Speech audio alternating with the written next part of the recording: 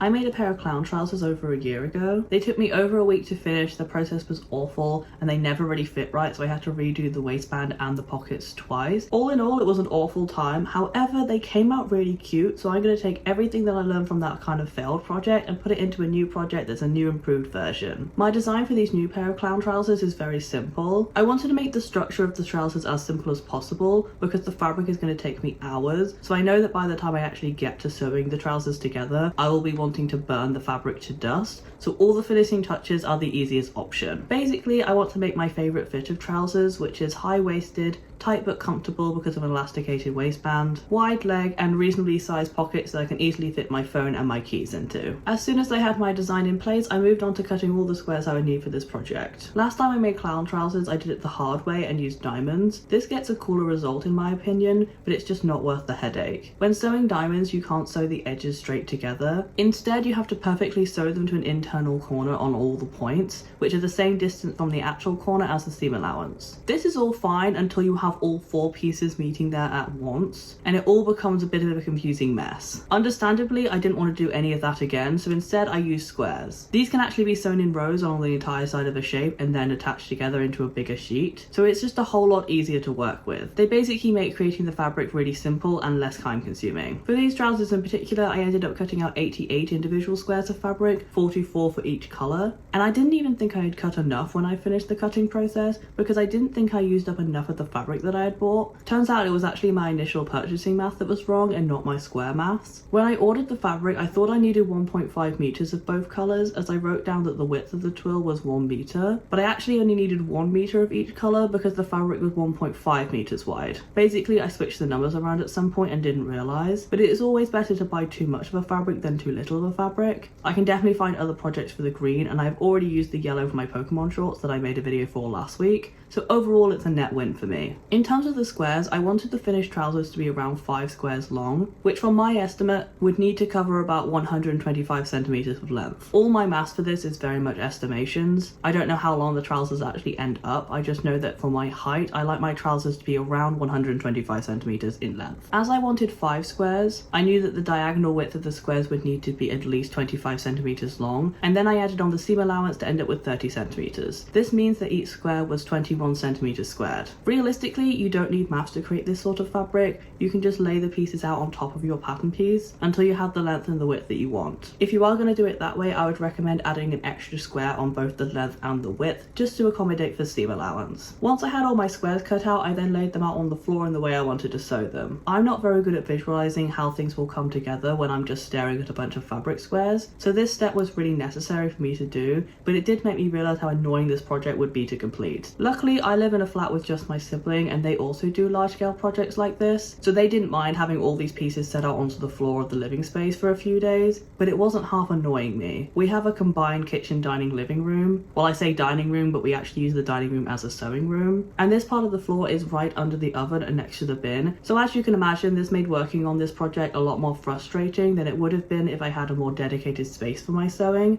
but unfortunately I can't magic more rooms into existence. If I could do that, I would have a flat at least twice the size of this, and I would have individual rooms for every single project, so I wouldn't have to ever tidy anything away. It would be amazing. Now we can finally go on to the actual sewing part of this project. I started out by doing things in stages as it made things easier to keep track of, and it's better for motivation as it doesn't feel like I'm starting over and over again. It more feels like a continuation of a process instead. The first stage was simply sewing all the squares along one diagonal line together. The only thing I had to keep in mind at this stage was how much seam allowance I was using for each piece, and making sure that everything was lined up as good as possible, because if I messed up on either of those things, all the lines wouldn't line up correctly later on. This section alone involved sewing 36 seams, and it took me around half an hour to complete, which for me isn't half bad. I tend to be a bit slower at sewing at the start of a sewing session than I am later on. I think it just takes my mind a while to get into something, so at this point I was feeling really positive about having this entire sheet done by the end of the day. An entire sheet being just one leg of the trousers, so even in this mindset I was going to have to spend 2 days on just making the fabric. I never get things completed in one day, way, so I don't understand why I thought that this project that I knew was going to take longer was going to be the one to break that mold. The next step on these lines was ironing everything flat. I don't think I've ever done so much ironing for one project that I have with this one, but I am so glad that I did, because while it makes things feel like it's taking longer, it actually saves you so much time because it makes the next step a lot easier. I feel like you can really see the difference it makes just by me putting all the rows back onto the floor. Every line is suddenly so much easier to match up with the one below it, and it really starts to look like one cohesive piece of fabric that can actually be used to make something tangible with. Ironing this fabric was also really easy. Some fabrics don't take very well to being ironed, but this one got really nice and crisp super easily, so I really could get the results I wanted with one line in around 2 minutes depending on the length of it. This meant that overall this section only took me about 20 minutes to complete, even quicker than the last section. I used to be the type of sewer who never ironed anything. I also never used to pre-wash my fabric either, but I have now been fully converted onto the side of ironing and pre-washing. It just makes things look so much better and really does improve the end result, because you know it won't shrink in the wash later on and you can see exactly what you were doing at all times. If you are a sewer or getting into sewing, I implore you to try ironing at least once in a sewing project just to see if it makes any difference for you. Some projects it probably won't make that big of a difference, but with projects like this it really does help. Now that all my seams were ironed down, I could go over them once again with a stitch. I've been trying really hard to get my sewing to a place where it not only looks good but can actually withstand the test of time, so I've been trying to incorporate more longevity tactics into my sewing routine, and this is the one I decided on for this project. This seam will not only prevent the seams from fraying, thus making the trousers last longer, it will also enhance the overall look of the trousers by giving the squares a subtle outline which slightly imitates the checkered look. When I personally look at professionally made clothing, I always look for small details like this because they really add character to an item. Mostly because details like this have to be purposely added. You can't add them after the fact, you also can't print them onto the fabric, and they have to be placed at the right step of the construction process to even make a difference in the end result. Basically, this detail took a lot of time to complete. On this piece alone I did 72 lines of stitching, and remember this is just one side of the trousers, so I have to do this all over again, but I am really glad I decided to put it in there. It's just the perfect amount of added detail to make the fabric really stand out without adding too much busyness to this overall quite busy fabric. So even though it took me around 40 minutes to do, I would definitely do it again if I was going to do something similar in the future. The next step was to repeat the last 3 steps but on a larger scale. I decided that doing each step individually before moving on to the next one for this part wouldn't work very well, because it would have resulted in me trying to stuff a giant sheet of fabric into the side of my sewing machine just to get the top stitch details down the center lines. So yeah, I abandoned my plan to do everything step by step in favor of the opposite, and I both regret it and don't regret it. It did save me from the aforementioned trying to sew the center of a giant piece of fabric, but it also made me feel like I was working on this for hours. Instead of finishing one step and going, oh how wonderful, that only took me half an hour, I got an hour in and went, how the fuck am I only halfway done with this goddamn piece of fabric? Which is not a very positive way of thinking about a project that I'm simply doing for my own enjoyment. What I'm learning is that making my own fabric isn't the best in terms of time management, and it also gets really frustrating at times as it feels like you've already put hours into a project but don't actually have anything to show for it. But at the same time, it really does get amazing results that you can't just buy in the shop. I can never find good quality checkered fabric designed to make trousers out of, and if I can find some sort of checkered fabric, it doesn't seem to exist in the colours that I want. Therefore, I will never be able to get the clothing I want if I didn't put so much time and effort into making fabric like this. Regardless of how much I hated doing this the first time I did it, I still made this pair, and regardless of how much I dislike making this pair, I will probably still make another pair. In fact, I'm already planning a project where I do this all over again, but with a slightly more detail focused way. I think this just bothers me more because I usually really love every part of a sewing project. Sewing is so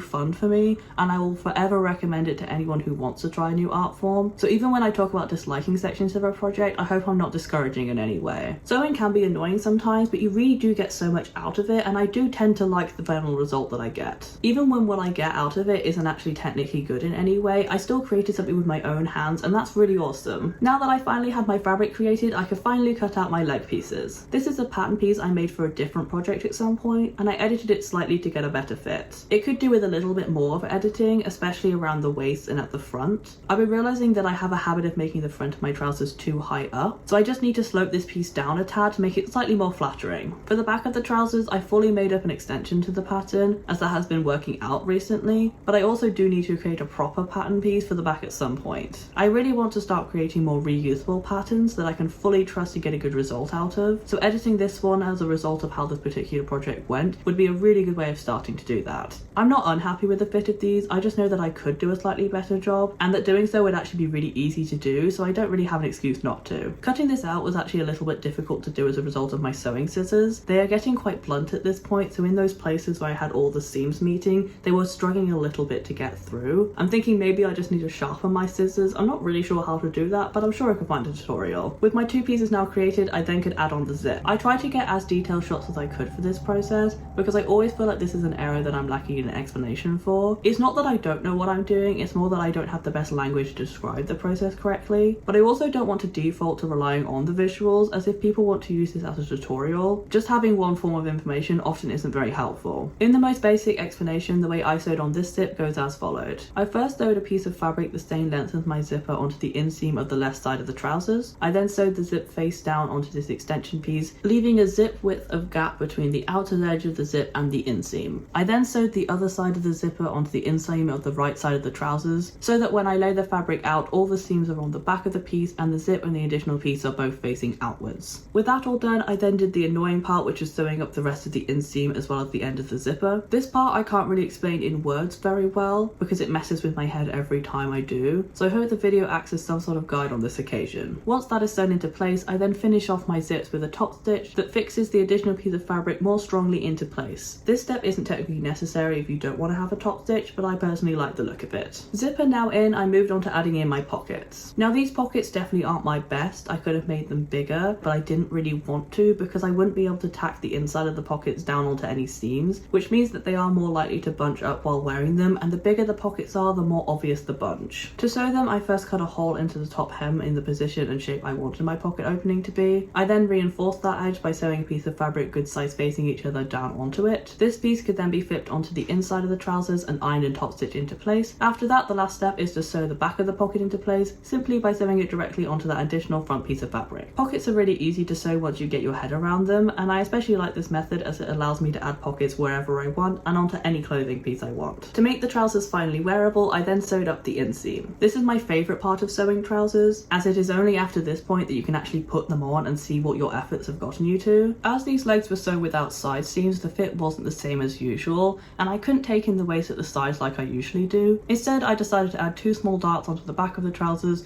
that nipped in the waist just a tad bit more. There must be a better way of taking the bulk out of the waist than this. Maybe I should have just angled the centre seam at the front and the back of the trousers, because I can never get darts to sit right. I do think I'm doing them correctly, but they never seem to work out. These ones ended up a little pointy at the bottom and also make the back look a little bit wonky, even though they are pretty much the same distance from the centre seam as each other. Maybe this is why trousers, when they have darts in the back, usually hide the ends of them in a pocket. I could definitely add back pockets to this if I wanted to, especially as the front pockets didn't work out as big as I personally would have liked them to be, but that's a task for future me to deal with if and when I get too annoyed at the darts or the front pockets. I'm not opposed to editing a project after I've finished it. I actually quite enjoy it. It's nice to continuously get better at something and improve something, so if I do add those in the future, I'm really not mad about it. With the fit looking all okay, I could then move on to the waistband. I've started to make waistbands that are tapered rather than straight because I think they end up looking a little bit more flattering on me. So when I cut out my pieces for this waistband, the strips at the back are 7 centimeters wide all the way along, but the pieces for the front are 7 centimeters wide and then taper down to 5 centimeters. Once I had my waistband assembled, I could then sew in the elastic. I always add elastic onto the back of my trousers so that they fit longer and are also a little bit more comfortable to wear. To sew in the elastic, I run the entire length of it through my machine multiple times, and while it isn't too obvious, I did do this slightly wrong for this project. What you want to do is sew the lines in alternating directions so that the fabric never bunches up more on one end than the other, but I completely forgot to do this, so it's not my best work. I try not to be too picky when it comes to this sort of thing, because when the trousers are on and the elastic is relaxed, you can't really see the error. It's only visible when the elastic is stretched. But it does still annoy me when I make mistakes like this because it's a mistake that's so easily avoidable. With the waistband all made, I then attached it to the trousers. To do this, I first sewed on the front side of it and then flipped it around onto the inside and top stitched everything down nice and neatly. I used to hate sewing on waistbands because I used to break so many needles doing it, but now that I do it in this separated way, instead of trying to sew the entire thing on in one go, including the elasticated section, it all works so much better. Sewing takes a really long time and it can get annoying, especially when you're at the stage of adding on the waistband, as it is usually one of the last steps that you need to do. But I still think that taking the long way around with this sort of thing always results in a better result overall. With the waistband in place, I could then add on a buttonhole. I did this by using the smallest zigzag stitch on my machine, and I think it came out very neat considering I'm still getting used to sewing these by machine instead of by hand. I do think it could be worth doing a combination of both hand sewing and machine sewing in the future, as the machine sewing does result in a little bit of rough edges that I could just tighten up slightly by hand. I was noticing previously that my hand sewing had a habit of warping the fabric slightly into a different shape, but I imagine that if I had a solid machine sewn base underneath it, I wouldn't be warping it at all during that process. It's just something that I do think is worth experimenting with a little bit more in the future. Next, I sewed my button. I didn't have a button that matched this project, so I decided to cover an existing button with fabric rather than buying a new one. I did this when I made my corduroy trousers, and I really loved how it made everything in the piece fully cohesive, so that's exactly what I did for this project also. I do kind of wish that I used a yellow button instead of a green button, as it would just add a little bit of contrast to the waistband. It would be a really easy change to do, as I would just have to cut the fabric away from this button and redo it, but for now I'm happy with the green button that I chose. Finally, I finished off the hem of my trousers by sewing on a thin strip of green fabric. I've recently realised how much I dislike rolled hems, and I have converted fully to hemming my clothing with an additional piece of fabric instead. I just think it looks neater and also gives me a much more even result. What's also great about hemming like this is that if you were to make something slightly too short, you could very easily add a touch more length to it with this additional piece of fabric. Alternatively, you could use this to add more interest to a piece if I use, say, a pom-pom trim or a more unique fabric instead of just a plain piece like I did here. The possibilities really are endless with this type of finishing touch. With that said, I am actually done with the sewing, so I can finally show you the final result.